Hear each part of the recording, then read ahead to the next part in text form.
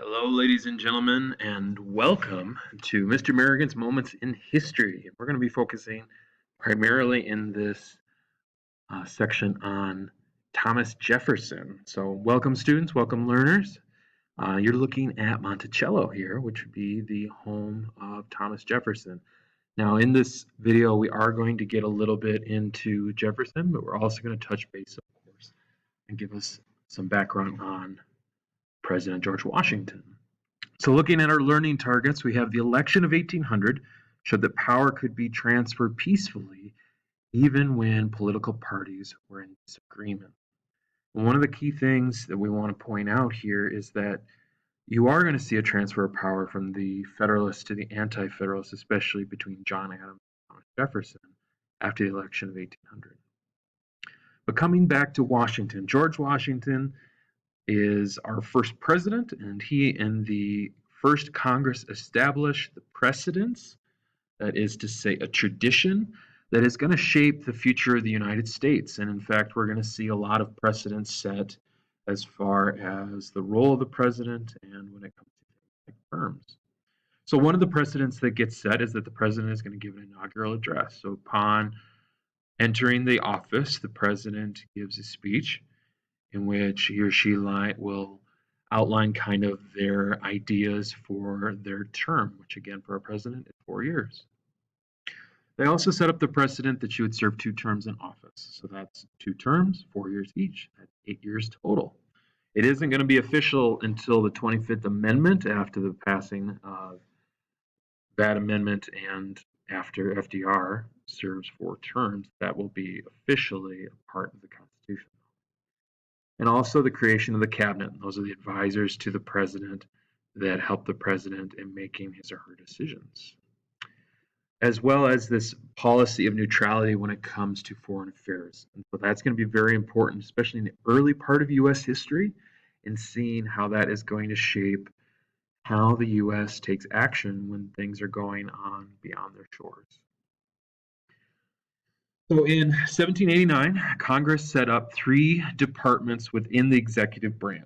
And that is the branch that is responsible for enforcing laws, includes our president, our vice president, as well as the cabinet. And the heads of each of those departments, of each department became known as the cabinet.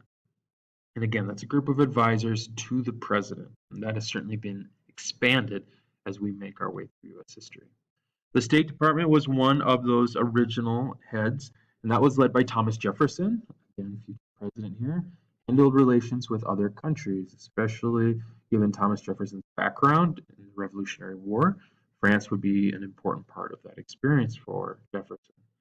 And then you have the Department of the Treasury led by Alexander Hamilton, and this makes sense because Hamilton called for establishing credit. And so the fact that he's handling financial matters makes a lot of sense under George Washington's cabinet. And then you also have the Department of War, which handles the nation's defense. And again, that will be very important as we move forward in U.S. history. We also see the establishment of the federal court system. This is what set up the was set up by the Judiciary Act of 1789. And again, this was put in place in order to reach a compromise between Federalists and Anti-Federalists, our first 2 political parties, who wanted to create a uniform legal system, but also, like your Anti-Federalists, who favored state courts.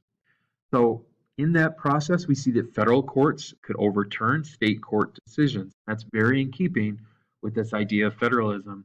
And again, that federal law certainly would remain over, or would take precedent, or would be of a higher legal status than state law. But state laws, again, are going to remain, and they're going to remain enacted. John Jay is also going to serve as our first Chief Justice of the Supreme Court. All right, you're looking at a quick picture of Mount Vernon. This is the home of George Washington, and you can also visit his final resting place, and you can kind of get a sense of how Washington lived, and you can learn a lot about the history of Mount Vernon and, of course, George Washington when you visit this in Virginia. This is a little bit of review from class, but for learners certainly. In order to keep that federal government from becoming too strong, the Anti-Federalists, along with the Federalists, are going to reach a compromise, and that's going to be the Bill of Rights, our first 10 amendments to the Constitution. Those are going to be added to the Constitution in December of 1791 to guarantee against the rights of states, but also to make sure that individual civil liberties are also intact. Again, especially that Ninth and 10th Amendment to the Constitution, guaranteeing with the 10th Amendment with states and then individual rights with the Ninth Amendment. Those are all going to be very important as we move forward. Again, making sure that we keep and guarantee states' rights as well as individual liberties. And we'll see these both come up a lot in U.S. history this year.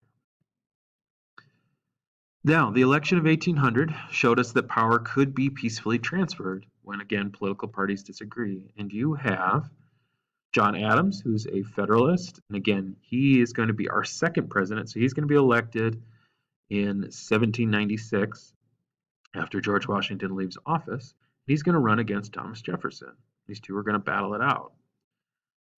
And when we get to our results in 1800, you're going to see that Jefferson is going to do pretty well, and he is going to defeat Adams. But Jefferson, who now we see is a Democratic Republican, again, the formation of a new political party, you kind of see the Anti-Federalists begin to fade away, and you see the introduction of the Democratic Republicans. Well, he's not the only one that was running for the Democratic Republicans. In fact, you have Aaron Burr, who also is running, and we'll talk about Aaron Burr's history here in just a moment. But each of the candidates, that would be Jefferson as well as Aaron Burr, both received 73 electoral votes, again, based on how states voted. The House of Representatives had to make a decision. And Thomas Jefferson is going to end up winning, partially because of the support that he receives from Federalist leaders like Alexander Hamilton. Of course, we know, and we'll get to it here in a second, how Aaron Burr and Alexander Hamilton certainly duel one another. And under the Constitution, the person who came in second place becomes vice president. So in this case, you're going to have Thomas Jefferson and Aaron Burr as your president and vice president from 1800 to 1804. But we're going to have a quick constitutional update. We're going to have the 12th Amendment. And this is what's going to state that electors can cast separate ballots for the president as well as the vice president. And we're not going to automatically have somebody who gets second place become vice president. Instead, we're going to vote for them. So with that change, you're going to see Thomas Jefferson certainly going to be reelected in 1804, but you're going to see Aaron Burr is not going to be vice president. And then you're going to get to high noon on the Hudson. You're going to get to Aaron Burr and Alexander Hamilton, of course, made famous by the Grammy and Tony Award-winning play Hamilton. And again, check that out if you haven't already. It highlights the contributions of Alexander Hamilton fairly accurately, but certainly it does kind of an interesting job of talking about this relationship between Aaron Burr and Hamilton. All right, coming back to the election here. So Jefferson's belief